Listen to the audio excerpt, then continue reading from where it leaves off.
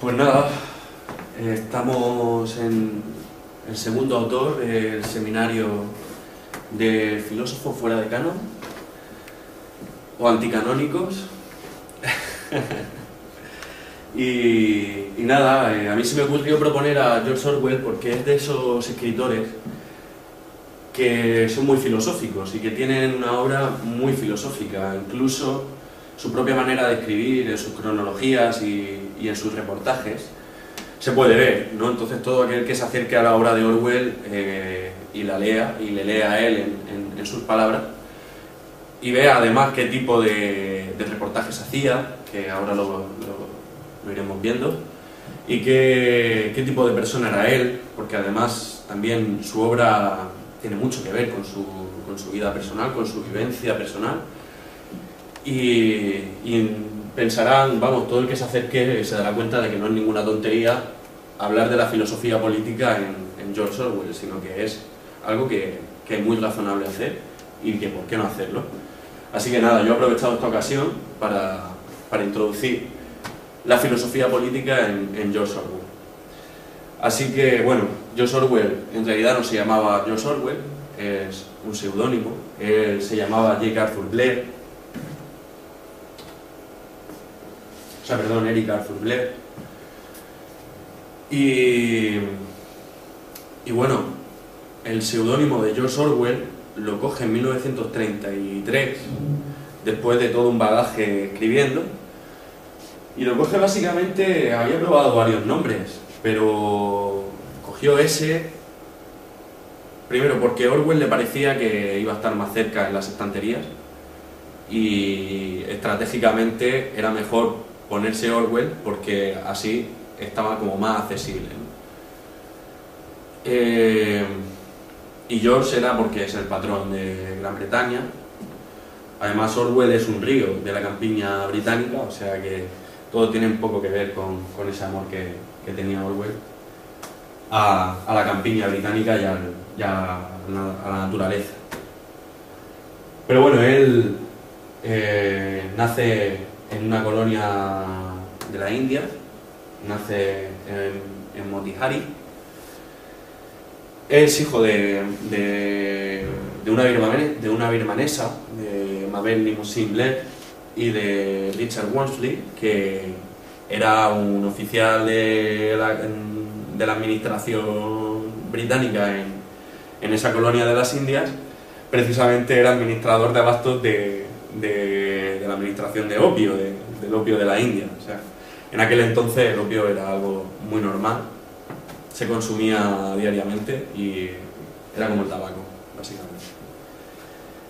Y bueno, esta es una foto de Notting Hill, de la antigua casa de Orwell, con la que se fue a vivir con su madre y con sus hermanas pequeñas,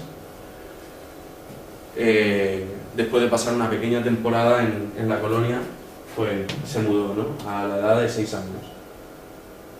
Aquí lo pone, ¿no?, a los 6 años viaje a Inglaterra. La verdad es que esta época de su vida no es tampoco muy citable, en el sentido de que no pasa nada emocionante, además no escribe, así que poco se sabe, ¿no?, de su vida académica, excepto quizás eso, lo más reseñable es lo que pongo ahí, la educación superior en Epsom, que es este edificio de aquí, que parece una iglesia, típicamente británico, además, gótico británico completamente. Así que imaginaos el ambiente en el que se crió Orwell, Blair, fue muy inglés.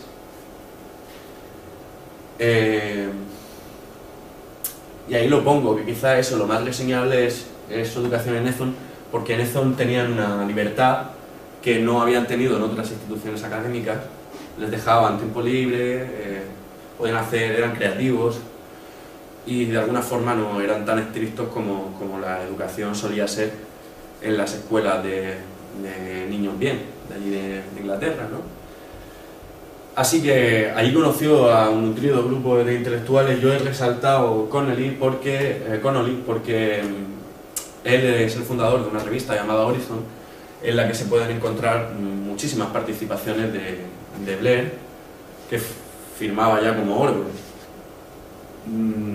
y nada, ya te digo, esta etapa de su vida es bastante aburrida. Sin embargo, cuando ya termina los estudios es cuando empieza lo más interesante, y aquí es cuando ya se empapa él de la vida en general, ¿no? Él ya es escritor, ya se está intentando ganar la vida como escritor, ha hecho sus pinitos como profesor, pero decide irse a Birmania como oficial, digamos que de alguna forma siguiendo a su padre, que por cierto no vio casi nunca a su padre, lo visitó una vez, fue una vez a Inglaterra, porque tenía cuestiones de trabajo, y fue a visitar a la familia, y todo indica que en realidad estaban la madre y el padre bastante mal desavenidos y que hayan decidido separarse extraoficialmente, ¿no? Y que ese fue el motivo, ¿no?, de que no viera a su padre. Su padre, pues digamos que ya tenía su vida en la India, y su madre hacía su vida también en Inglaterra. Muy inglés también, ¿no? Es eso de puertas para adentro, ¿no? De cuidar mucho las formas y de que no se sepa.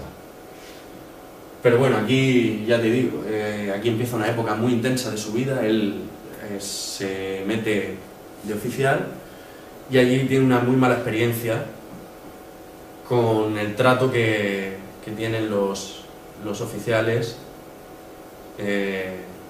con la gente de la India, ¿no?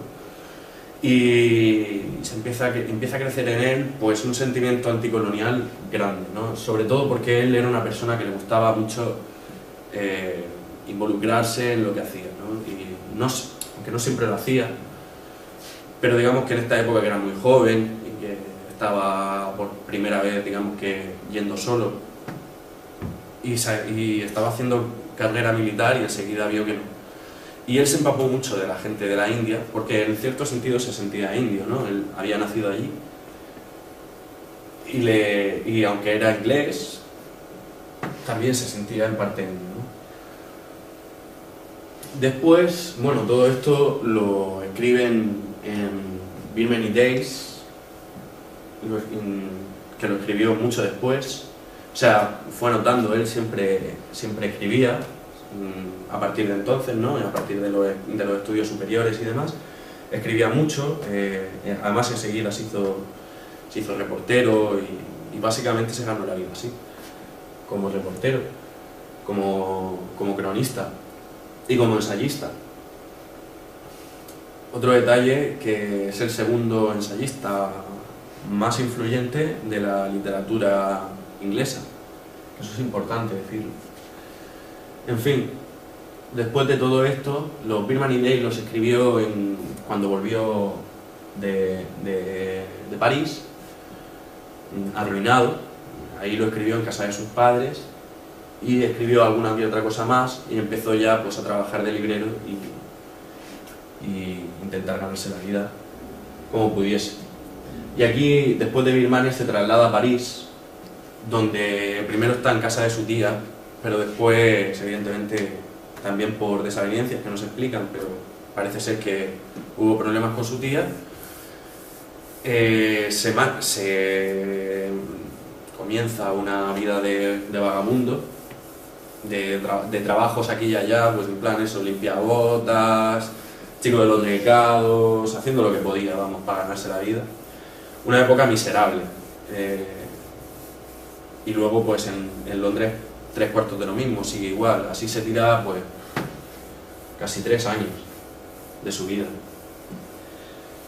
Y bueno, todo esto también lo escribe en casa de sus padres, en Down Out, en London and Paris, sin Blanca en París y Londres.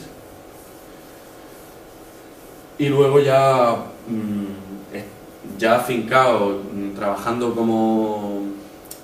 como bibliotecario, porque no puede trabajar como profesor por un problema de sífilis. Primero bronquitis, y él piensa que bronquitis, pero luego se sabrá que era sífilis.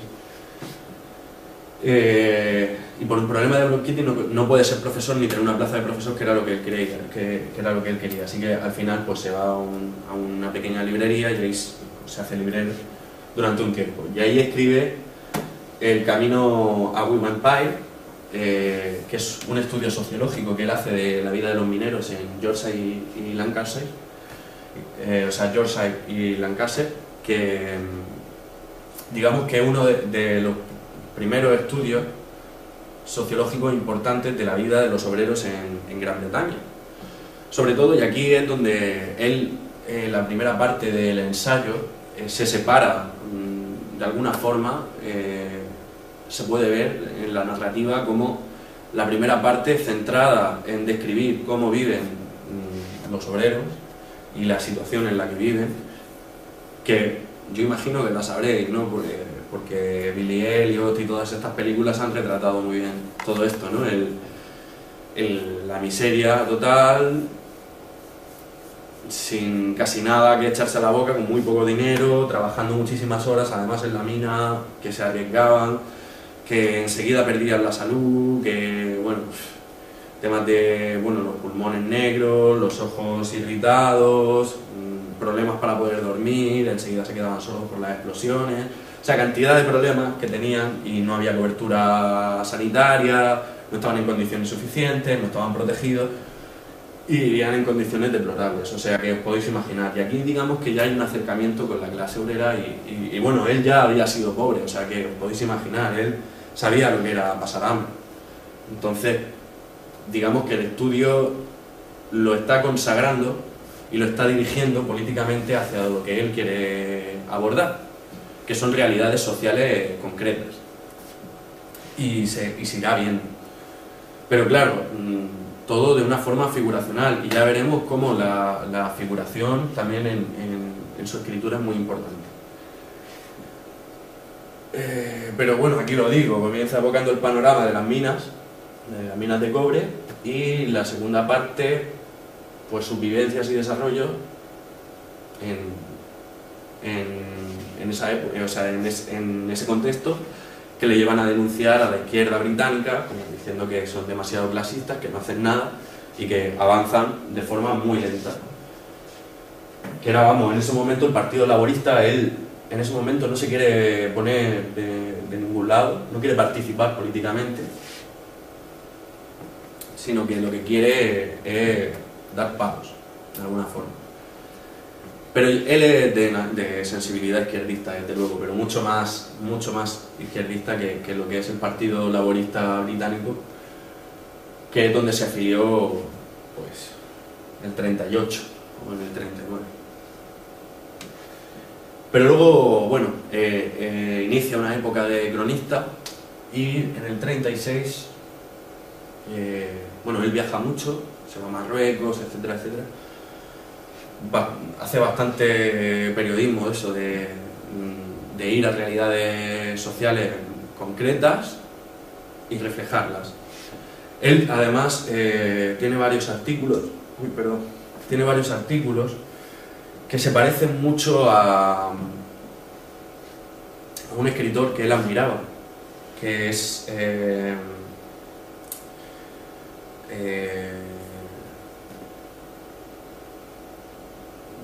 Jack London, ¿era? Jack London, el de The Road, la carretera, no sé si te suena, ¿no? Pues un escritor del siglo XIX, La carretera es un libro muy bueno. Y digamos que de alguna forma él está ya evocando en sus artículos a Jack London, ¿no? En estilo de narración. Bueno, pues se va en el 36, justo en el 36, en la época de más caldo de la guerra civil, se va a España. Esto no es raro. La verdad es que España estuvo muy de moda en los años 30. Y la Segunda República Española era vista desde fuera como la más moderna de toda Europa. Lo que sucedió evidentemente es que, históricamente hablando, sí, había mucha afiliación y hubo mucho intelectual norteamericano, británico, alemán y demás que se fueron a España casi por ese rollo poético que tenía, ¿no? De luchar por la Segunda República, como estaban luchando los españoles por la verdadera izquierda, contra el fascismo que se estaba levantando en Europa y toda esa historia, que era una realidad, porque era una realidad, que el fascismo estaba surgiendo y demás, pero ahí estaban gente como Hemingway y demás que les gustaba retratarse a ellos mismos pues, como ese entusiasta que cree en los ideales humanos y que piensa que tiene que luchar por ellos, ¿no? Pues un poco de eso le pasó a Blair también, y se fue a España y se fue a Barcelona. Y allí en Barcelona, pues como pongo aquí, se afilia al partido de izquierda trotskista. Y él mismo afirma en uno de sus ensayos, creo que es en Oda Barcelona, de haber conocido mejor la situación política en España, me hubiera afiliado a la CNT, al Partido Comunista. Claro, eso lo dice porque realmente las acciones estratégicas que debilitaban a Franco las estaban haciendo la CNT, pero porque se supone que tenían ayuda de Rusia. Y igual que Franco tenía ayuda de Hitler, los republicanos tenían ayuda de Rusia. Y entonces, pues, básicamente por eso dice que se hubiera metido en la CNT, porque estaba mejor organizado y sabían mejor lo que había que hacer, ¿no? Estaban más metidos en situaciones y se lo tomaban más en serio, y por eso mismo lo dice.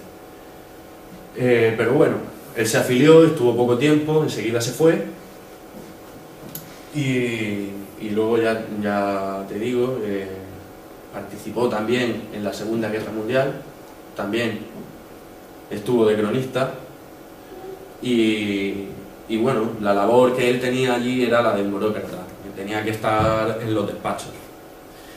Y aquí hay otra afirmación muy valiosa que dice: me sentía como una naranja pisoteada por una bota muy sucia. O sea, más esclarecedor. Él sentía que su responsabilidad era participar, porque en la Segunda Guerra Mundial la mentalidad era la que tenías que hacer, y más en Inglaterra, porque entendamos que Inglaterra fue el pequeño bastión que resistió ahí azuzando a Estados Unidos a que se metiera, y aunque Rusia fue la única que hizo algo por luchar contra los nazis, es verdad que Inglaterra tampoco cedió, como sí cedieron Francia y bueno, prácticamente todos los países de Europa habían cedido ya, ¿no? Inglaterra, sin embargo, ahí estaba, resistía. Y era una política de no ceder, de tolerancia cero a esa cuestión, que evidentemente él no podía no hacer nada, ¿no? Pero sin embargo su labor allí pues se sintió totalmente utilizado por los altos mandos, pensaba que su labor realmente no era significativa y que no estaba haciendo nada, y por eso dice que al final del todo pues que se sentía como una naranja pisoteada por una bota muy sucia, ¿no? Totalmente hundido. Bueno, en fin, esto en cuanto a su vida, y ya después la última época de su vida es la que vamos a tratar más en detalle ahora, que es cuando escribe Rebelión en la Granja, que es su reflexión política ya madura sobre la historia y el desarrollo del comunismo soviético y sobre el comunismo en general. Y la gran obra suya de 1984, que antes me decías lo de que se le ha comparado mucho con Orwell. Bueno, pues, o sea, con Huxley, ¿no? A Orwell y Huxley, y eso no lo podemos obviar, ¿no? Tenemos que hablar de ello. Se ha comparado mucho a Orwell y a Huxley porque los dos se inscriben en un tipo de novela que era nueva, que era la distopía. Existían las utopías, pero nunca se había presentado una distopía. Era la primera vez que se presentaba ese estilo de narración que estaban surgiendo de alguna forma a la vez en varios autores, en Estados Unidos también, esa cuestión, ¿no? Ellos dos, que son ingleses, que tienen más o menos la misma edad, que han tenido más o menos la misma educación, tenían muchas cosas en común, pero sin embargo 1984 y Mundo Feliz no son la misma historia, ni hablan de las mismas cosas. 1984, que es una obra en la que no nos vamos a centrar, sino que nos vamos a centrar en Rebelión en la Granja, así que mejor lo digo ahora. 1984 es una distopía futura próxima en la que Orwell está ironizando sobre cómo van a ir las cosas en lo que va a ser la geopolítica en general del mundo y cómo va a estar distribuido el mundo en esferas, lo cual tiene mucho que ver con la teoría de Weber, de Max Weber, y de la distribución de esferas, y también de Carl Smith sobre todas estas cuestiones, ¿no? Y cómo también las instituciones se van a volver paradójicas y contraproducentes ellas mismas, cómo, o sea, él va a describir cómo el aparataje burocrático y tecnificado, cómo la política tecnificada y deshumanizada va a tender a un orden contraproducente, pero un orden contraproducente para el que, digamos, para la lógica del que lo está leyendo. Pero Orwell lo magnífico que tiene es que te va a meter dentro de ese pequeño cosmos y te va a hacer ver poco a poco, ¿no?, cómo la lógica del gran hermano, que es un término también de Orwell, igual que el concepto orwelliano, que se utiliza para este tipo de historias, ¿no? El hecho de la vigilancia de las cámaras, o sea, él está presentando una dialéctica del poder que tiene que ver con la tecnología, pero con la tecnología utilizada para vigilar y para controlar, mientras que Mundo Feliz te está hablando directamente del diseño genético de individuos para hacer un estado eugenésico, un estado en donde cada individuo forma parte de un grupo bien diferenciado en letras y colores, que cada uno está diseñado genéticamente y educado psicológicamente de una forma para que haga unas funciones. Y como el individuo pensante, libre pensante, claro, ese es otro elemento que tiene en común con Orwell, el del individuo libre pensante que está dentro de un sistema de masas. Pero no son, o sea, que tienen elementos comunes, no son la misma historia y bueno, ya nos vamos a centrar más bien. En Huxley son individuos predeterminados. Predeterminados completamente, están diseñados. Los otros, sin embargo, se les maneja mediante información, control de lo que hacen, están los espías mentales. O sea, es una dialéctica del poder y de la vigilancia, que luego pues muchos otros filósofos como Foucault y demás también utilizan, ¿no? Y pensemos que Orwell está escribiendo en 1984 en el 43 o 44, o sea, está escribiendo en 1984 antes de que Foucault esté sacando sobre las instituciones o esté sacando ningún otro libro sobre la biopolítica ni nada por el estilo, ¿no? Entonces, digamos que no es baladí hablar de la política en Orwell. Bueno, Eric Arthur Blair muere en el 49, a los 46 años, muere de tuberculosis, no de sífilis, pero de tuberculosis. Sí, por el mal estado en el que vivió durante sus años en París y en Londres, o sea, en París, básicamente, de vagabundo en París, se ve que se cortó con algo, pilló alguna enfermedad que claro, al no tener asistencia ni estar ni siquiera tener un techo sobre el que alojarse del frío, pues... Todavía la tuberculosis en esta época era bastante dura. Sí, sí. Él la sobrellevó durante muchos años, pero bueno, murió muy joven, ya ves, no tenía ni 50 años. En fin, y esto en cuanto a Eric Arthur Blair, más conocido como Orwell. Y ahora nos vamos a centrar en su obra Rebelión en la Granja. Bueno, esta es una ilustración hecha por mí, porque... ¿y por qué no ponerla? Con lo que yo creo que es una de las frases más célebres de la historia de la literatura y que revela muy bien la genialidad de este escritor, ¿no? Todos somos iguales, pero algunos más iguales que otros. O sea, vale la pena repetirla. Todos somos iguales, pero algunos más iguales que otros. Es fantástico, ya veremos cómo el sentido profundo de esta frase es simplemente genial, ¿no? Cuando veáis en qué contexto se dice y cómo se hace, efectivamente, veréis que es simplemente genial. Bueno, pues empecemos por Rebelión en la Granja. Yo tengo puesto aquí, lo voy a aumentar para que se vea bien.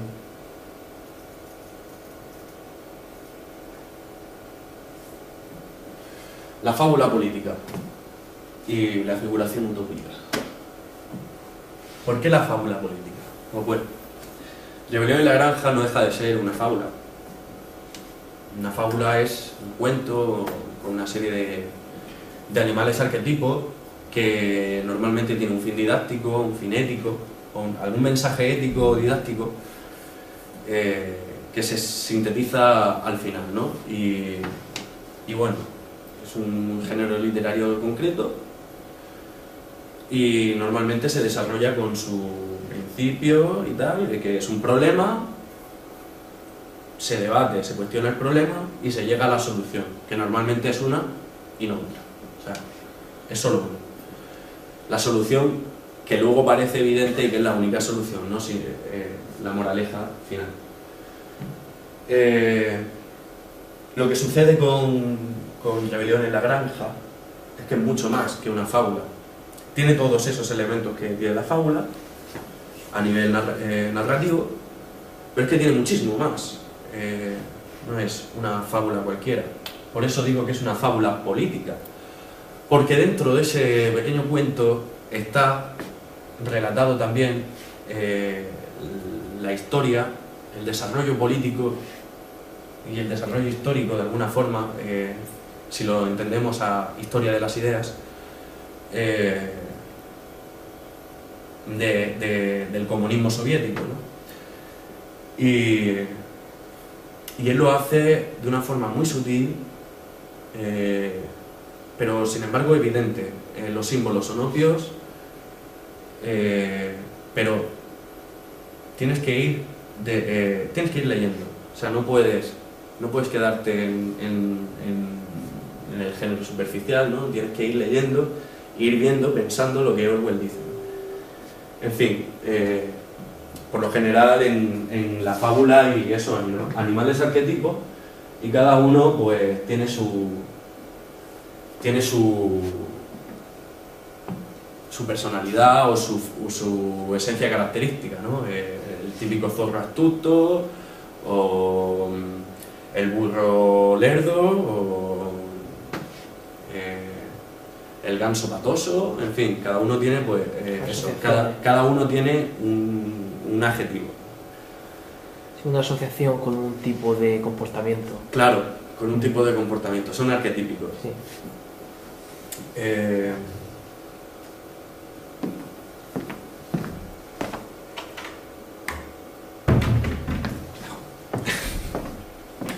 Bueno, el argumento de Rebelión en la Granja es sencillo. El granjero tiene sometidos a los animales bajo su tiranía y eso, o sea, tiene sometidos a los animales y bajo su tiranía no tienen descanso ni una vida digna. Los animales no son conscientes de su estado de servidumbre ni de la enorme dependencia que tiene el granjero de la fuerza de trabajo, ¿no? De su fuerza de trabajo. Un día, el cerdo llamado Mayor, el más viejo de entre todos, reúne a todos los animales de la granja en el granero. Tiene algo importante que anunciar. Mayor revela su predicción de una sublevación animal, la creación de un estado animal con valores animales, alejados de todo lo que tenga que ver con el humano, el sueño socialista o la utopía comunista. Bueno, eso es básicamente el argumento, ¿no? ¿Qué sucede aquí? ¿Quién es mayor? Uy, Cachis.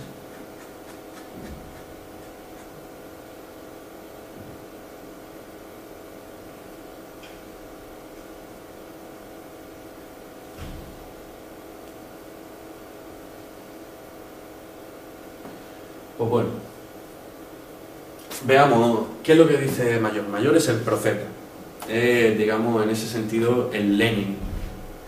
El Lenin que va anunciando la buena nueva del comunismo, ¿no? Es el cerdo más viejo, el más sabio, ¿no? Y sí, y digamos que ya él también es muy lúcido y les deja claro, él tiene una discusión, reúne a todos los animales y tiene una discusión con ellos en la que les dice la pura verdad. Y además él empieza su discurso diciendo, hoy os voy a decir la verdad, y es que tal, que el humano nos tiene sometidos, nos tiene esclavizados, que estamos trabajando para él sin cobrar una mierda, si estamos mal cuidados, totalmente subestimados, ¿no? En el sentido de que no tenemos dignidad, y esto se tiene que acabar.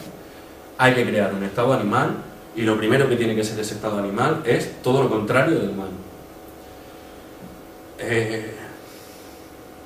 Entonces él ya presenta un proyecto de vida y un proyecto de existencia. Es lo que yo llamo una figuración intersubjetiva, en el sentido de que su propio proyecto se tiene que hacer comunitario para que pueda vivirse, ¿no? Y para que pueda realizarse. Y por lo tanto es tanto una figuración sobre la organización del Estado como sobre un modelo de vida y de existencia personal. O sea, ese nuevo cambio tiene que ser un cambio vivido. Y claro, eso al principio entusiasma a los animales, pero también hay quien recela, ¿no? Pero aquí ya vemos el sueño, ¿no? El sueño del comunismo, como pasó con el verdadero comunismo, ¿no? que se presentaba como un proyecto de vida que muchísimos pensadores y gente de todo tipo pues realmente creyó que así sería, ¿no? Realmente creyó que se resolvería por fin el problema de la injusticia, se llegaría a la libertad social, a la igualdad social, que habría un momento en el que el comunismo triunfaría y habría, pues eso, el socialismo internacional y que todas las Naciones Unidas y que se acabaría ya con el Estado-Nación y con la separación. Pues vamos a ir viendo poco a poco cómo eso no ocurre. Pues bueno, vemos que aquí está el cerdo mayor, ya os digo.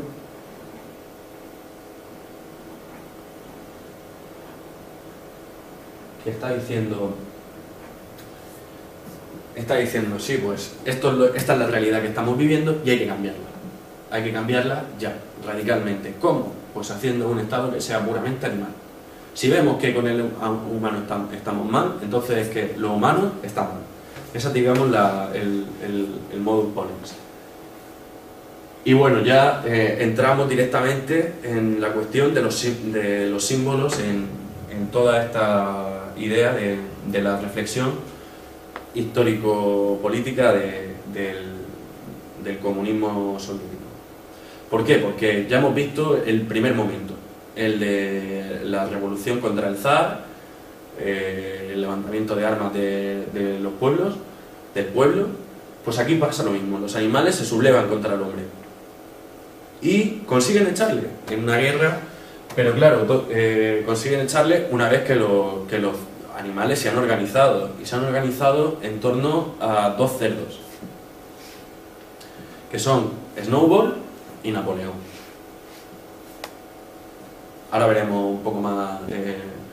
Esos dos cerdos, digamos que son como, los cerdos son directamente los más inteligentes de la granja, ¿no?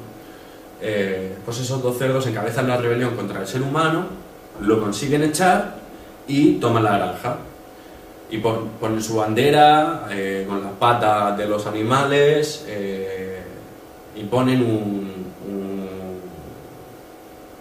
una norma en la pared en la pared de granero, que es todos somos iguales. Esa es la única norma que existe. Y luego, en fin, y así se irán habiendo más, lo cual también es interesante. Pero bueno, hay una jerarquía animal. Orwell hace una jerarquía animal. ¿Cómo va la jerarquía animal? Pues la jerarquía animal es animales arquetipos, como hemos dicho antes, porque no deja de ser una fábula. Y aquí es donde he dicho que empezamos con los símbolos. Primero estarían los cerdos, que son los más inteligentes, y se asocia con el pensamiento político y con el pensamiento técnico. Hemos dicho que estaba el cerdo mayor, que era el profeta, el tipo Marx o Lenin, algo así, ¿no? Y luego están Snowball y Napoleón, que son los que llevan la rebelión a cabo. Pues bien,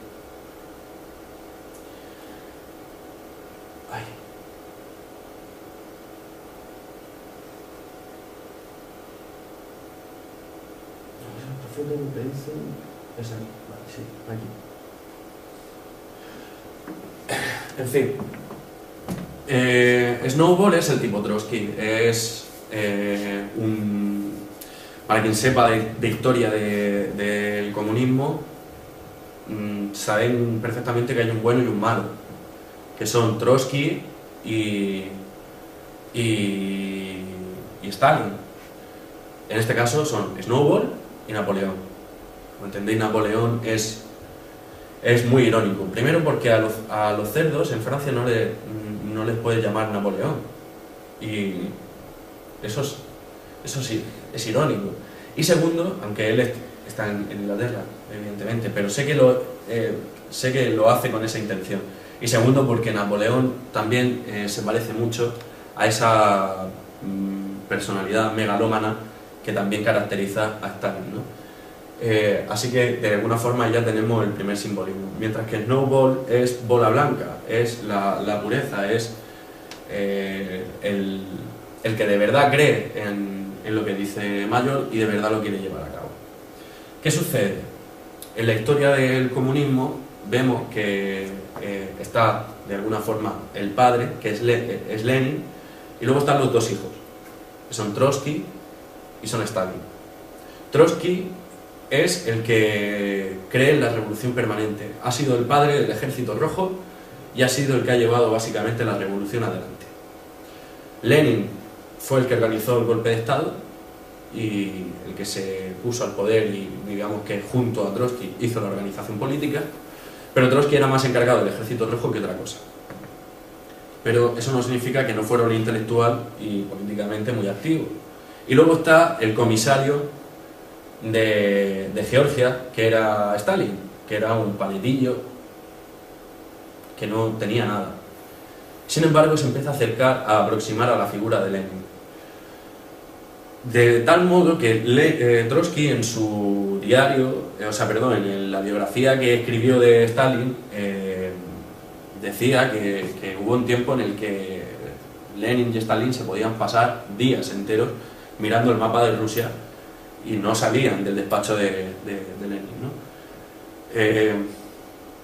Pues lo que sucede es que históricamente se habla de quién era, de que hubo una disputa de quién era el verdadero heredero del legado de Lenin, si Trotsky o Stalin, ¿no? Y al final se resolvió que Stalin,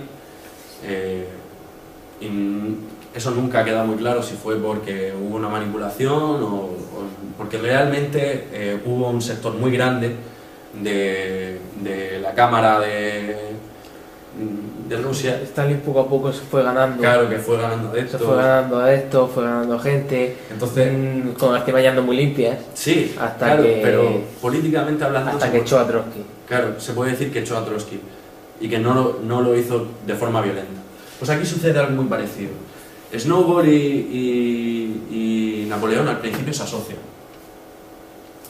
Y entonces sucede que hay una guerra con el hombre, ganan, y Napoleón hace una estrategia muy interesante, y es coger a los cachorros de los perros y decir que se tienen que quedar con él. Los perros, como son tan sumisos, obedecen y se van con Napoleón. Y no se sabe nada de los cachorritos, qué pasa con él, se los lleva. Mientras que Snowball hace otra jugada, que es la que ha estado pensando en hacer un molino entre todos para poder generar su propia electricidad. Ellos al principio, bueno, cuando se inicia la granja animal, el proyecto funciona. Hay buena camaradería, hay buen ambiente, comercian con los humanos, la granja va mejor que nunca, todo es excelente. Aquí podemos decir que es la utopía, es el momento utopía, todo está bien. Entonces Snowball aparece y dice, he pensado en esto. Pumba, aquí tenemos un proyecto, el molino, que nos va a servir de ayuda, de autosuficiencia. Veremos la figura del molino más en profundidad. Y luego, sin embargo, Napoleón dice que no, que eso va a ser esclavizar otra vez a los animales, que eso va a hacer que trabajen muy duro, que eso no, lo único que va a conseguir es que van a trabajar para Snowball, que Snowball lo que quiere es que volvamos a ser unos esclavos, etcétera, etcétera. O sea, está deslegitimando a Snowball como podía hacer Stalin con Trotsky. No sé si se ven claros los paralelismos. Va a haber mucho. Pero no, consiguen los animales, pum, cierran filas en torno a Snowball y van a llevar el molino adelante. Pero ¿qué sucede? Que el hombre quiere recuperar la granja y entonces vuelve con gente y luchan por la granja. Y entonces es donde Napoleón enseña sus armas y saca a los perros que se han convertido en unos Doberman de la hostia y que se tiran a por los humanos y claro, estos salen corriendo. Pero entre medias aprovecha para llevarse a Snowball y asesinarle.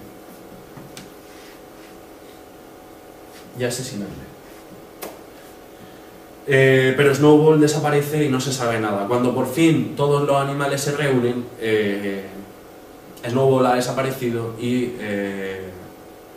al principio Napoleón da a entender que se ha escapado, que se ha asustado y que ha huido. E incluso lo deja como cobarde. Y bueno, pero dice que lamenta su pérdida, que tal, que no sé qué, que debería de... ¿Sabes? Como que quiere que vuelva. Y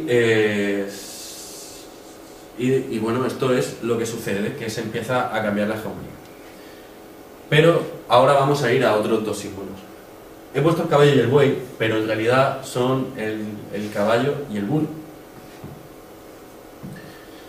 El caballo y el burro representan a los obreros, a la fuerza y la potencia del obrero, a la fuerza de trabajo. El caballo es un ser noble, fuerte, que cree de verdad en la granja animal, que quiere trabajar para la granja animal y que siempre digamos que está consagrado a eso, ¿no? Porque él sabe que tiene que trabajar por ello, para poder vivir mejor, para poder un día vivir mejor. Y entonces, como es un caballo, como es fuerza de trabajo, y además es tan noble, siempre su lema es cada día más, cada día mejor, o cada día trabajaré más, o mañana trabajaré más y mejor, ¿no? Y siempre más, y siempre más. Es un trabajador incansable. Pero también su defecto es que es eso, es que es muy noble. Y bueno, veremos cómo al final, trabajando en el molino, el caballo va a ver su sentencia de muerte por culpa de Napoleón, que ha suspendido temporalmente el trabajo del molino. O sea, no se está trabajando ahora en el molino, pero más adelante, cuando se trabaje en el molino, el caballo sufrirá un accidente, morirá. Y aquí se revela la crueldad de Orwell cuando ves que el caballo, el noble caballo, que estaba trabajando porque se realizara el proyecto de la granja animal, sea, el proyecto de un socialismo real, muere. Muere, además, trabajando no por algo que le va a beneficiar a él, sino que está trabajando para otra persona. Ya se verá cómo se transfigura el molino y se acaba convirtiendo no en la independencia animal, sino en castigo, ¿no? Otra vez, esclavitud, como bien decía Napoleón. Y sin embargo el burro es el trabajador que ha trabajado mucho ya, muchos años ya, se ha llevado muchísimos palos y sabe lo que hay, y entonces es un escéptico. Un escéptico, y él va a ir pegando toques. Oye, tal, no sé qué, pero nadie le hace caso porque es viejo. Bueno, pues no sé si seguir con esto o hacer un descanso. ¿Cómo lo ves? Lo que tú veas, sí. Pues mira, voy a terminar con las gallinas y las ovejas y hacemos un descanso, ¿vale? Vale. Las gallinas y las ovejas son la masa. Porque la posición política de Orwell es sobre todo una crítica al totalitarismo y a la masa. Odia al hombre masa. Y entonces aquí, en esta figura de las ovejas y las gallinas, se va a reflejar. Si os acordáis, os he dicho de que hay un momento en el que ponen una norma. La norma de que todos son iguales. Pues poco a poco se van a ir matizando normas que alejen de la conducta humana, ¿no? Entonces, digamos que las gallinas, que son unas completas ignorantes, no saben ni leer. Pero las ovejas algo leen. Y entonces lo que sucede es que conforme van cambiando, él para demostrar, bueno, mediante la historia, cómo es la masa de estúpida, lo hace a través de ellas. Porque claro, las gallinas ya es que ni leen.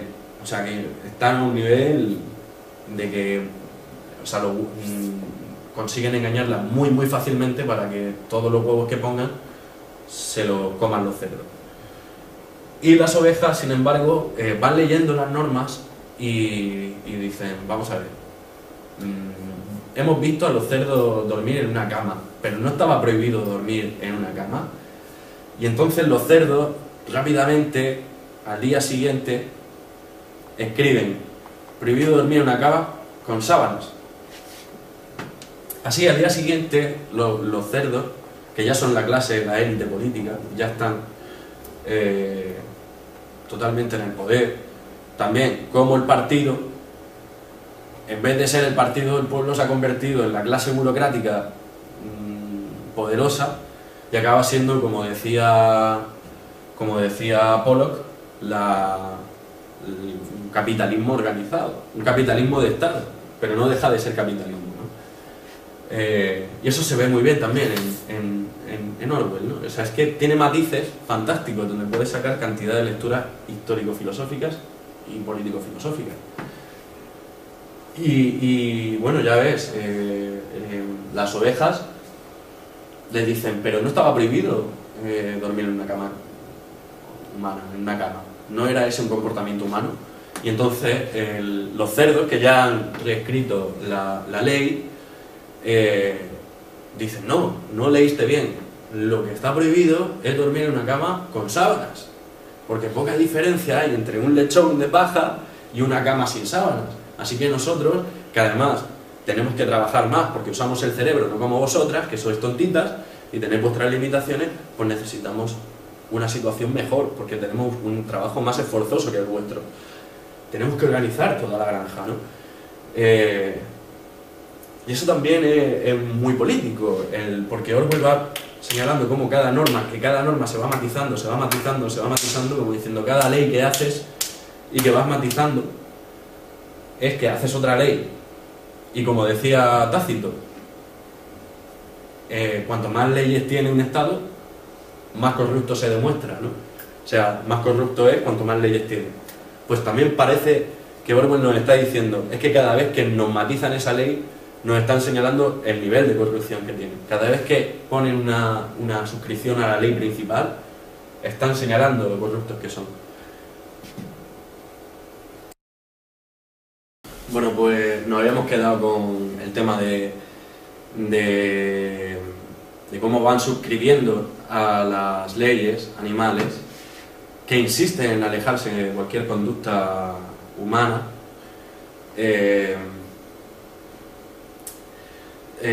como ellos, como los cerdos, los políticos, los técnicos, maquiavélicamente van pues subrayando cada ley y matizándola para transformar su sentido y su significado. Y entonces aquí es en este momento en donde vemos, yo creo que en este párrafo lo digo bastante bien, ¿no? Así que lo voy a leer. Es en este momento donde vemos la más clara crítica al cinismo y a la hipocresía del sistema comunista soviético, con la que es quizá una de las mejores frases de la historia de la literatura. Todos somos iguales, pero algunos más iguales que otros. Así, Orwell señala acertadamente la evidente incoherencia del Estado soviético, donde la situación no ha dejado de mantener una segregación estamental. Los tecnócratas y altos cargos del partido son una esfera diferente a la del pueblo, cuando la revolución trataba de la recuperación y la unificación de la actividad política con los individuos del pueblo que, como tal, agrupados en una sociedad igualitaria y común, recuperan su autonomía y su capacidad de decisión, aquella que no creían que pudieran ejercer. Por ese motivo, la Revolución Rusa es un acontecimiento clave para el progreso de la humanidad. Y por eso mismo se está retratando aquí en la obra de Orwell, ¿no? Porque pensemos que esta obra se escribió en el 39. La revolución había sido hacía nada. Estaba a la vuelta de la esquina. Stalin acababa de llegar al poder realmente, o sea, llevaba poco, teniendo en cuenta que estuvo hasta los 50. Entonces, imaginemos lo increíblemente ágil que estuvo Orwell haciendo este análisis. Increíblemente ágil, porque en este momento Europa todavía mantenía el ojo cerrado con Stalin. Todavía tenía el ojo cerrado con Stalin. Tenían demasiado reciente a los nazis y demasiado cerca el tratado de paz con Rusia.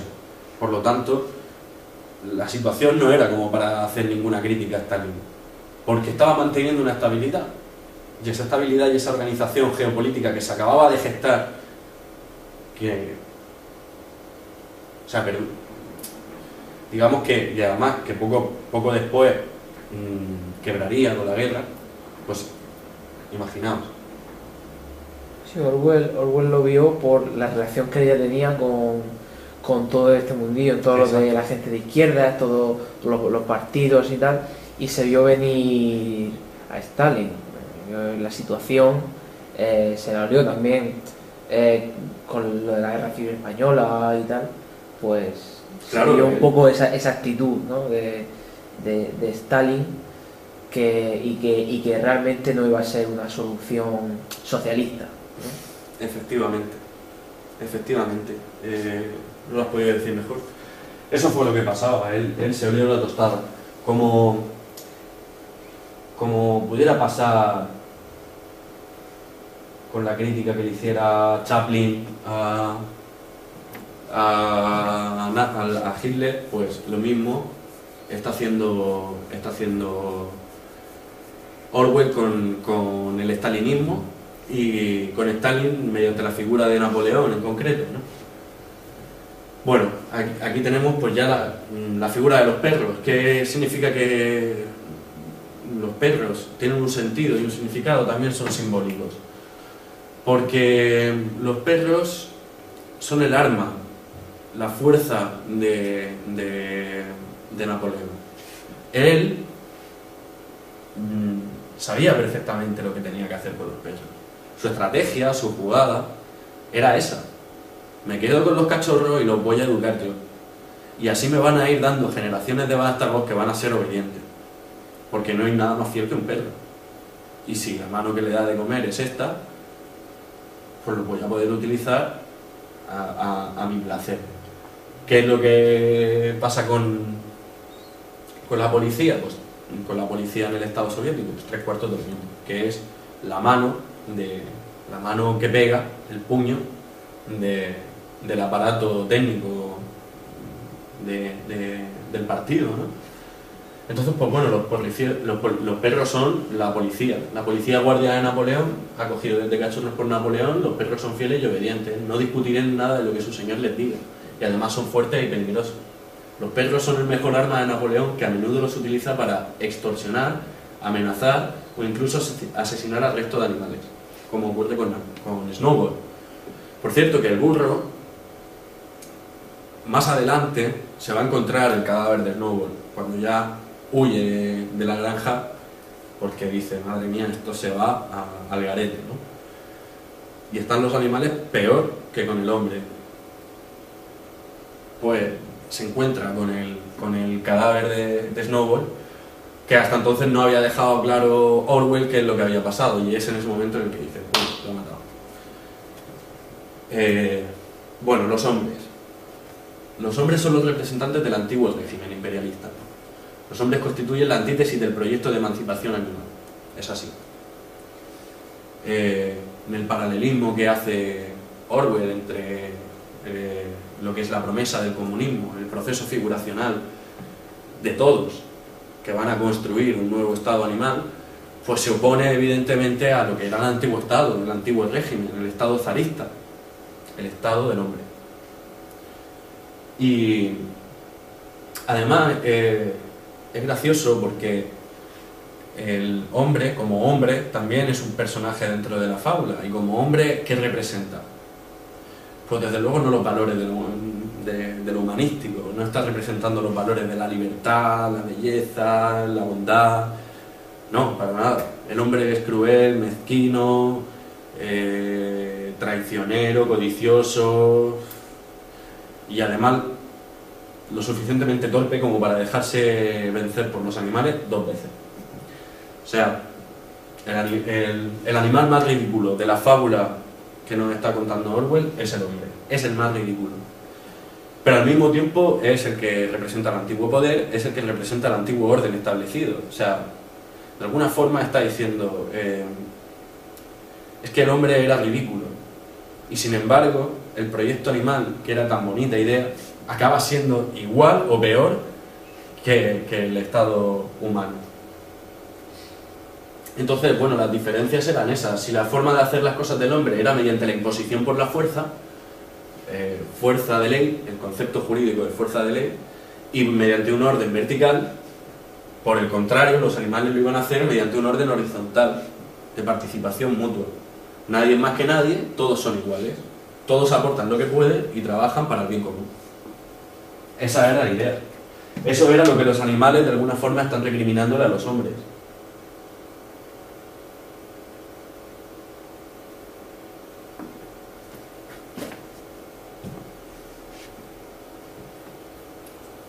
Claro, se basa en el principio de solidaridad, armonía, buena convivencia. Los humanos representan al enemigo, al contrario, al otro. Son el sistema totalitario. Un retrato del hombre nada favorecedor. Así que lo que vemos es eso, que lo que los animales están echándole en cara al hombre es que ha perdido completamente el norte y que las formas de hacer suyas no son las más indicadas. Son mejores de forma horizontal, como ellos proponen. Ahora, el molino. ¿Qué pasa con esta figura? Yo creo, por las teorías que he leído, que bueno, no eran teorías, sino por las ediciones que he leído de esta obra, nadie se centra en el molino. O sea, lo mencionan y demás, pero no hacen una reflexión acerca de lo que significa el molino en Orwell, en Rebelión en la Granja. Y es que el molino es precisamente el comunismo, puro y duro. El molino no solo es el comunismo, es el proceso histórico mismo del comunismo. Se ve ahí, en esta figura, en la del molino. ¿Por qué? Porque en un principio fue la idea que propone Snowball, que era una idea de emancipación y libertad. Una idea o sea, el molino, una vez finalizado, iba a conseguir quitar horas de trabajo para ganar horas de vida. Iba a dar calidad de vida. Era la idea fundamental de Snowball era esa. Y podía hacerla, porque los animales estaban con él y querían trabajar en eso. Sin embargo, una vez que, claro, les iba a proporcionar su propia energía, no iban a depender del ser humano. Es que era todo bueno. ¿Quién iba a decir que no eso? Sin embargo, claro, Napoleón, primero, entre que está celoso por no haber tenido él la idea y que es así de traidor, no quiere que el molino tenga la finalidad que en un principio tiene, evidentemente. Quiere aprovechar el molino en su beneficio. ¿Cómo? Pues bueno, como al principio no quiere el molino porque si no daría una estabilidad animal que no le permitiría llegar al poder, mantiene las cosas como están. Una vez que se ha quitado el noble de en medio, no necesita avanzar en el molino. Y claro, como los animales además son un poco tontos, que son la masa que no ha tenido educación, ¿qué es lo que pasa? Que cuando pasa el tiempo, Napoleón dice que la idea del molino es suya y que quien se la ha robado ha sido Snowball. Y que lo que Snowball quería era esclavizar a los animales y que lo que él pretende es precisamente que se genere su propia energía.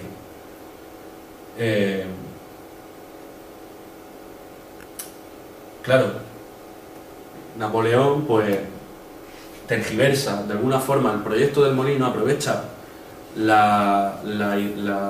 el espíritu que hay dentro del molino y que entusiasma a los demás para crear energía para él. ¿Y qué es lo que ocurre? Que en el molino se mata el caballo. Y es cuando se ve, el molino ha cambiado. Napoleón recupera el proyecto del molino y convence a los animales de que el proyecto fue originalmente su idea. Vemos que el mismo molino ha cambiado completamente de sentido. Antes promesa de libertad, ahora proyecto de trabajo insufrible, que lleva a algunos animales hasta la muerte. La figuración se ha tornado pesadilla y se ha difamado de forma tal que es imposible reconocer el proyecto animal que una vez empezó como el inicio de una nueva y mejor forma de vida para los animales. Recurriendo a un contemporáneo de Orwell, cito a Huxley, y además convenientemente, lo peligroso de las utopías es que se lleguen a cumplir. O sea, que una de las cosas que yo decía es que lo que tienen en común Huxley y Orwell es que esta idea está ahí. Y por eso cito a Huxley, porque él en la primera edición de Mundo Feliz la inicia con una cita que pone: lo peligroso de las utopías es que se lleguen a cumplir. Entonces te deja muy claro desde el principio cuál es el problema que se está abordando. Y esa es la diferencia con Orwell, que Orwell está subyacente. Tienes que ir quitando capas de significado histórico, político, porque hay muchísima carga significativa en su personaje y en su forma de interrelacionar unas cosas con otras. Entonces, al final ves que subyacente está esta idea. ¿Qué ha pasado? Que el proyecto animal se ha convertido en una pesadilla. Eso es lo que ha pasado. Que se ha convertido en una pesadilla insufrible. Que lo que ha hecho ha sido precisamente lo contrario de lo que originalmente pretendía. ¿Cómo es esto posible? Pues él te está diciendo cómo es posible, porque dentro del seno de toda esta historia hay una fuerza muy grande que se puede utilizar en beneficio de uno solo, en beneficio de unos intereses particulares.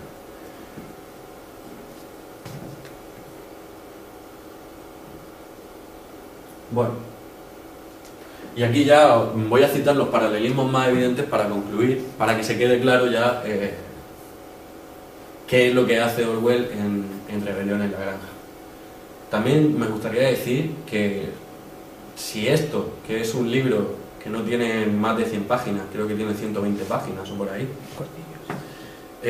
todo lo que tiene para sacarle este librito, imaginaos si lo hubiéramos hecho de 1984, que tiene muchísimo más. Es que solo con 10 páginas de ese libro ya tienes para muchísimo. No nos pondremos ahora. Los paralelismos más evidentes en la obra son el hombre cerdo, el zar dictador. Al igual que el sistema comunista soviético enmascaraba los peores mecanismos del antiguo régimen zarista, el cerdo Napoleón resulta ser igual que el granjero. el hombre cerdo, el zar dictador. El final es quizá el ejemplo más claro de paralelismo de todo el libro. Los cerdos ya visten con ropas, andan a dos patas, hablan y comercian con los humanos. Tienen a los animales esclavizados y en peores condiciones incluso que cuando estaban con el viejo granjero. Los animales trabajan para los cerdos y no para ellos mismos, como se pretendía inicialmente con su revuelta. Han cambiado y tergiversado todas las leyes para difamar el proyecto de la granja animal y parecer que tienen legitimidad en lo que hacen. En definitiva, nos asomamos por la ventana para ver a los cerdos reír y beber tan opulentamente con los humanos mientras los animales mueren de frío y hambre. Y vemos cómo los cerdos van poco a poco adquiriendo la apariencia física del humano. Bien, ¿con qué nos quedamos de todo esto? Ya hemos visto el análisis histórico, político que hay en la obra. Se presentan unos personajes, que cada personaje representa un periodo histórico concreto también. El cerdo mayor representa el momento de adquirir consciencia de clase, un momento de lucidez, y es ahí cuando se gesta la rebelión. Luego vemos la asociación de los dos jóvenes cerdos, que son como las dos caras de una misma moneda. Y vemos como la revuelta tiene éxito, triunfa y además las cosas van bien y la utopía se cumple. Pero siempre hay alguien más ambicioso que otro y al final lo que sucede es que se va poco a poco tergiversando hasta que se torna pesadilla.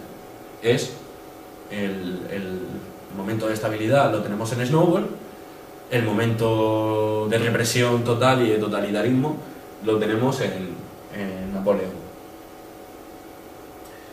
Pues bueno, ¿con qué nos quedamos de todo esto después de hacer el análisis histórico-político? Pues yo concluyo que los liberales americanos tienen un especial apego en Orwell como crítico del sistema comunista, y esto es un error. Porque ellos veían en su literatura un arma ideológica inestimable para fomentar el capitalismo y una prueba del fracaso del proyecto soviético como alternativa de sistema fiscal.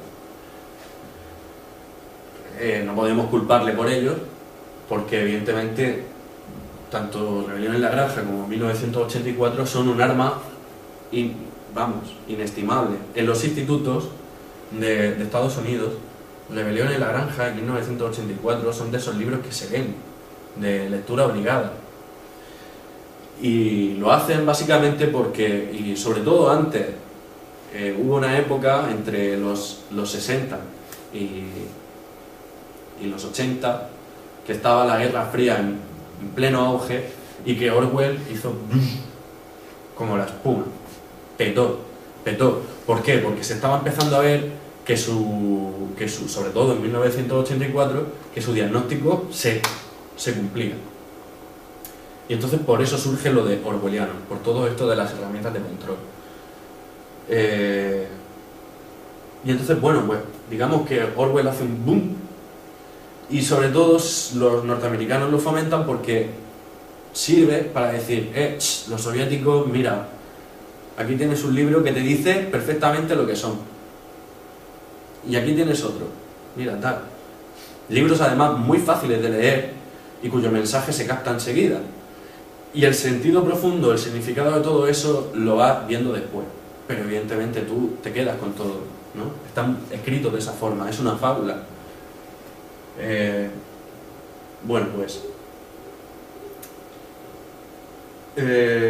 yo me quedo con que en realidad lo que está criticando Orwell es la sociedad totalitaria. Y vemos a través, por ejemplo, en 1984 lo deja muy claro, pero en Rebelión en la Granja, a través de las ovejas y las gallinas, desprecia a las masas estúpidas y alienadas, y a dichos sistemas que fomentan eso, porque destruye al individuo único e irrepetible, al ser creador imaginativo, rebelde y, en definitiva, al hombre libre. Y a esto llegamos a la reflexión filosófica más fuerte, la de la exigencia de un individuo libre dentro de un cuerpo político, ya no como participante, sino como constituyente y constitutivo del mismo cuerpo político. Es una postura que se aproxima mucho a la hecha por la teórica política Hannah Arendt, la cual se dedicó durante mucho tiempo a estudiar los totalitarismos, y que su análisis de los totalitarismos está muy cercano a lo que está diciendo Orwell, muy cercano. Y en este sentido parece que Orwell encaja muy bien con su noción del cuerpo político identificado en un cuerpo social donde el individuo sea clave. Es decir, un cuerpo político identificado a un determinado espacio social. Y ese espacio social, ese espacio público, es lo político. Y ahí es donde los individuos, cada uno, nos vamos manifestando y creando la política en sí. Y lo que tiene que ser la política es precisamente una garantía de que se respetará esa dinámica de manifestación pública e intersubjetiva entre los demás. Y que ese espacio, la garantía de ese espacio, es precisamente lo político. Y que los resultados que vengan después de nuestras asociaciones y demás no son políticas en sentido estricto, sino que son resultado del ejercicio político. Eso es básicamente lo que Orwell está diciendo con una exigencia de un individuo libre. Y lo deja muy claro. O sea, el individuo libre nada tiene que hacer en una sociedad totalitaria. Y eso, además, lo hace con muchísima crueldad en 1984. No quiero hacer spoiler para el que no lo haya leído, pero veréis cómo la exigencia de un individuo libre en una sociedad totalitaria es imposible. Y eso es lo que te está diciendo. O sea, dentro del sistema en el que te vas a mover, tendrás que ser un tipo de individuo u otro.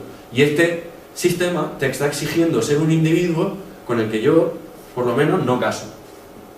Así que estoy en contra de precisamente este sistema que te está alienando, que te está metiendo dentro de una tipificación del individuo y te quiere convertir en un individuo concreto. ¿En cuál? En el más manipulable posible. Así de claro. Y además tengamos en cuenta que Orwell todavía no está en esta época donde sí ya se empieza a ver con más claridad lo de la manipulación. Volvemos a lo mismo. O sea, Orwell es de los primeros que está ya hablando de la manipulación y del control. Antes no se hablaba de esas cosas. No se hablaba. No será hasta dentro de unos años, después de los nazis, que se empiece a hablar ya de este tema. Pero, mientras tanto, o sea, Orwell es de los primeros, que no es el primero, hay otros muchos, pero digamos que en ese instante histórico casi nadie habla del tema. Hay muchos fanzines, hay muchas revistas, hay mucho periódico, y él era periodista. ¿Y por qué no elige un artículo periodístico y elige hacer una fábula? Pues precisamente porque la fábula le da una libertad política e intelectual que no le va a dar la revista. ¿Por qué? Porque eran publicitarios. Y una difusión. La propaganda. Y una mejor difusión a la hora de que la gente entienda lo que él está diciendo, porque artículos habría muchísimos, un artículo periodístico en esa época sobre todo, claro. Hay tropecientos, y que tú hagas uno que diga estas cosas, pues igual pasa desapercibido o digamos se tapa entre otros que vienen después. Sin embargo, un libro de estas características ya no solo cala más a quien lo lea, sino que y no solamente perdura más, sino que además está disponible también para un público más diverso. Claro, y además puedes hacer varios acercamientos, porque no es lo mismo si lo leíste con 11 años o con 12 años, que es cuando empiezan a recomendar la lectura, que no tienes unos conocimientos históricos ni políticos suficientes como para comprender la profundidad del mensaje que te está mandando Orwell. Y sin embargo, ya ven muchos mensajes y gastan muchos mensajes que además te van a servir de ayuda, ¿no? De alguna forma te están dando un arma intelectual para que batalles, para que resistes contra cualquier tipo de control, ¿no? Y claro, esto va antes que ya que hablara del gran hermano concretamente y todo eso, ¿no? Por eso también me resulta interesante ver no tanto 1984, que además, ya digo, es muy complejo y podía dar para muchísimo, como aquí, que es más sencillo y sin embargo tiene una riqueza filosófica, yo creo que inestimable. Bueno, nos hemos quedado por eso, por el tipo de individuo que él quiere y cómo se acerca a esto, ¿no? Adren enfatiza esa distinción de de el hombre y los hombres, ya que para ella la humanidad y su historia se han basado siempre en la pluralidad. O sea, estamos hablando del individuo libre que tiene que destacar dentro de un cuerpo, de un espacio que le garantiza precisamente eso, su libertad individual. Por eso este tema del pluralismo, no es el hombre, son los hombres, más concretamente somos los hombres, que para ella la humanidad y el sentido de la humanidad es el de la pluralidad, el de que cada uno es único y aporta algo. Y claro, la humanidad y su historia se han basado siempre en la pluralidad y no en la unidad. Y en ese sentido es muy importante la noción de sujetos que mantienen una dialéctica interna de donde recogen su propia verdad, que luego manifestarán al resto de individuos que componen la pluralidad del cuerpo político. De esta forma se constituye la realidad política, como la unidad que resulta de lo plural. Un sistema totalitario destruye al hombre en el que cree Orwell, que sin duda es un humanista.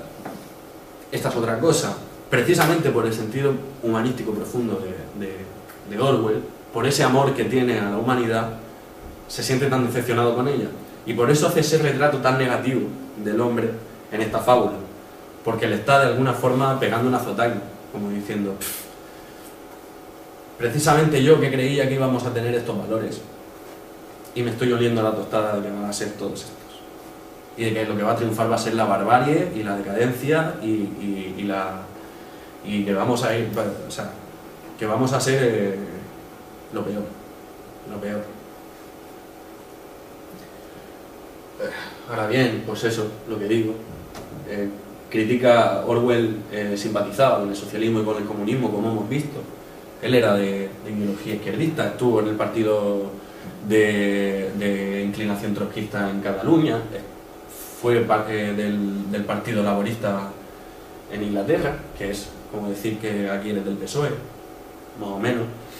Y en aquella época ser del Partido Laborista o ser del PSOE era bastante progre, ¿sabes? No es como ahora, que sería que soy un liberal de sensibilidad de izquierda, que es como decir, sí, más o menos, tal. En fin, pero lo que Orwell critica es más bien la forma en la que se hace política en una sociedad totalitaria, porque quiere hacer desaparecer al individuo, en todos los sentidos posibles, y tender cada vez más a la uniformidad de la sociedad. Esa es ya la última cosa. Y que hayan decidido separarse extraoficialmente, ¿no? Y que ese fue el motivo, ¿no? De que no hubiera su padre. Su padre, pues digamos que ya tenía su vida en la India y su madre hacía su vida también en Inglaterra. Muy inglés también, ¿no? Es eso de puertas para adentro, ¿no? De cuidar mucho las formas y de que no se sepa. Pero bueno, aquí ya te digo, aquí empieza una época muy intensa de su vida. Él se mete de oficial y allí tiene una muy mala experiencia con el trato que tienen los oficiales con la gente de la India, ¿no?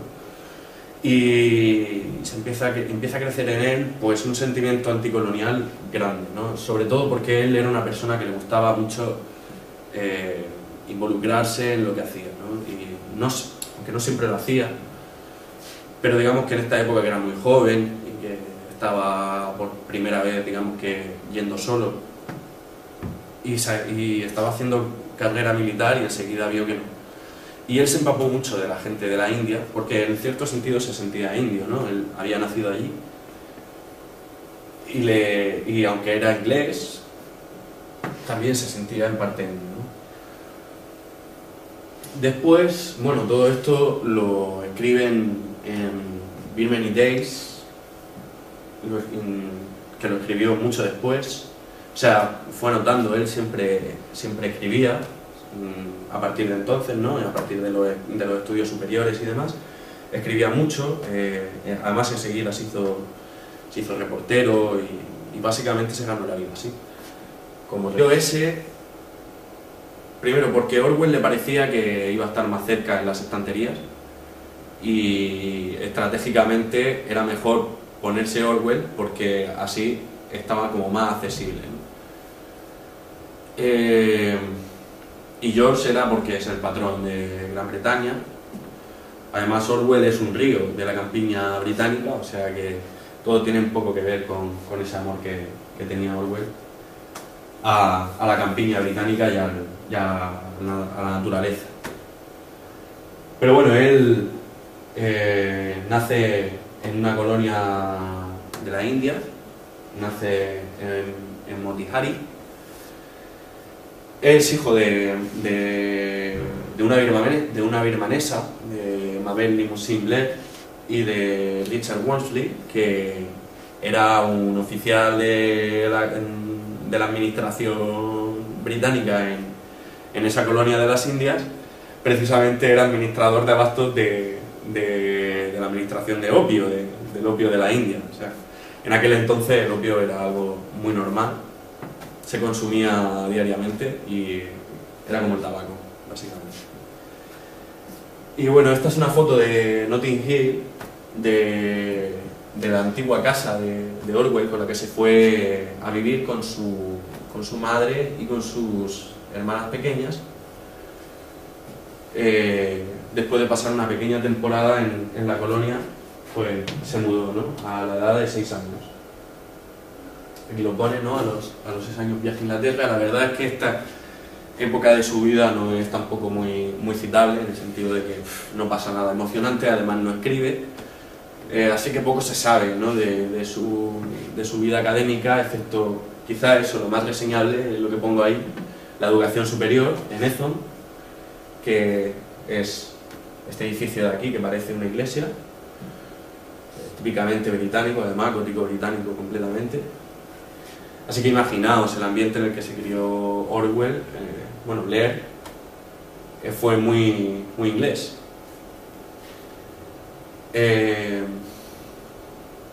Y ahí lo pongo, que quizá eso, lo más reseñable es su educación en Epsom, porque en Epsom tenían una libertad que no habían tenido en otras instituciones académicas.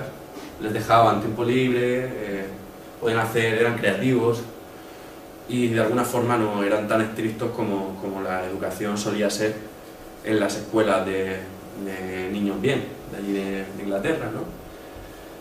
Así que allí conoció a un nutrido grupo de intelectuales. Yo he resaltado Connolly porque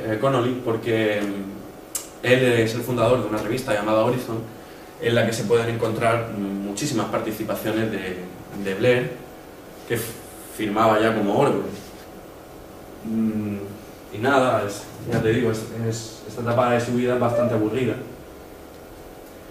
Sin embargo, cuando ya termina los estudios es cuando empieza lo más interesante, y aquí es cuando ya se empapa él de la vida en general, ¿no? Él ya es escritor, ya se está intentando ganar la vida como escritor, ha hecho sus pinitos como profesor, pero decide irse a Birmania como oficial, digamos que de alguna forma siguiendo a su padre, que por cierto no vio casi nunca a su padre. Lo visitó una vez,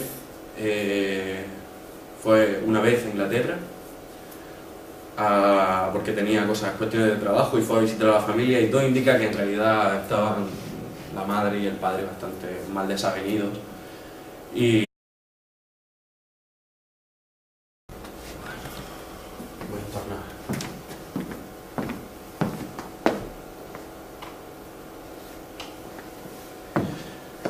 Pues nada, estamos en el segundo autor del seminario del filósofo fuera de canon o anticanónicos.